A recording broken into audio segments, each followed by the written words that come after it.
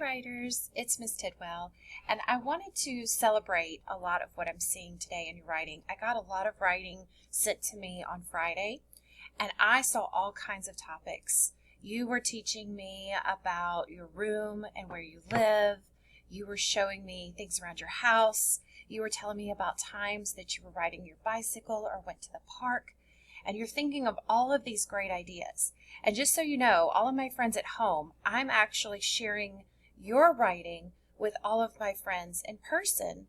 And all of my friends in person, their writing, they're still working on it. They want it to be perfect before they show you guys. But I would like to start showing you some examples of their writing because they're coming up with such great topics too. So we're going to use that as a sharing piece together. So right now I want to show you, so this weekend I took a lot of the writings home because I wanted to read what everybody was writing about. And I got home and I snuggled up and I was in my couch, in my blanket, and I got my folder and I was reading some of the writings. And there was one writing that was so amazing, but I couldn't tell what was going on. I saw it was a little boy.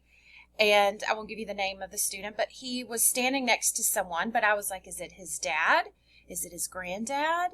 I couldn't tell who it was. And then he had this brown thing that it almost looked like he was holding. And I wasn't sure. It was kind of in the shape of a square, but I was like, is this mud? Is he gardening? I couldn't really tell what the story was. So I can't wait to find out.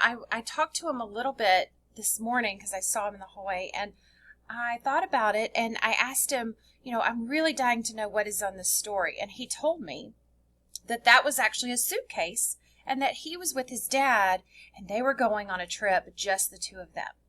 And I was like, oh, wow, I had no idea. And I told him, I said, next time, what I really want you to do is I want you to try to label. Because if I had known that was dad, maybe I could have figured out that they were going somewhere. Maybe if he had added suitcase and tried to label that, I would have known that he was going on a trip. And then I could have read a little bit more of his story at home. So what I want to show you guys today, writers, is that today when you want to use words, because I know it's really hard. Sometimes you get a picture in your head and you're like, but I don't know how to write that.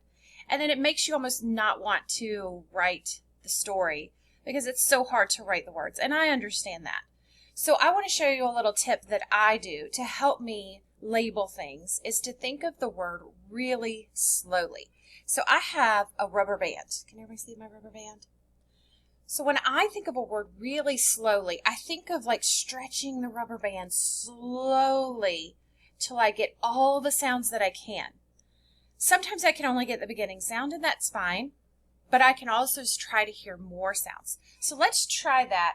Let me find something here. The one I was working on last was the playground that I saw at the park. And I had shown you the seesaw, and I had even started on the slide. So, but what I really wanted to show you guys was the monkey bars, because it had really cool monkey bars. So I'm going to draw the monkey bars, but the first thing I'm thinking, and the only reason why I didn't add it the first time, is that I was like, monkey bars is such a long word, and I need really to think about the whole word to try to do it. So I'm going to try to use my alphabet chart and my knowledge of letter sounds, and let's try to stretch out monkey bars and get as many letters as we can. All right, so I'm going to have you guys help me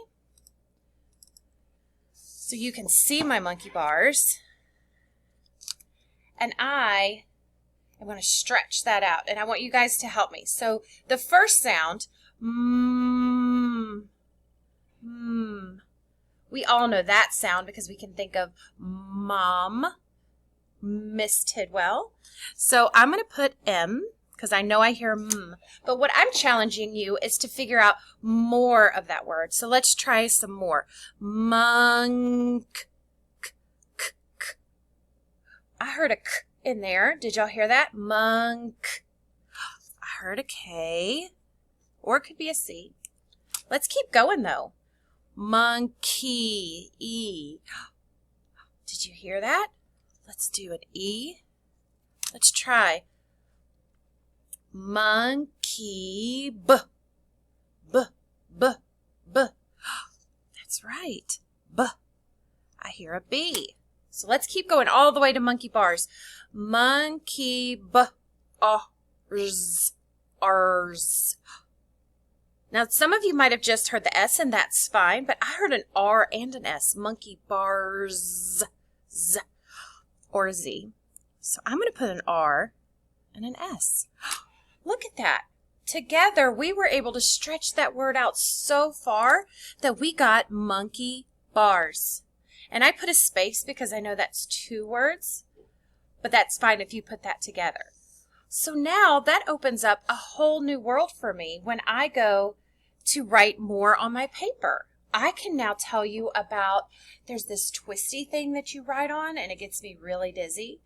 I could tell you about that because now I can sound out the word as much as I can. So think, if you don't have a rubber band, think of this imaginary rubber band as you stretch across. And I want you to try to hear more than just one sound at the beginning. I want you to hear all the way through. And remember, when we do every morning, we sound out the words and we punch out the ending. So if you know the beginning sound, monkey bars, I want you to try to hear that ending sound, okay?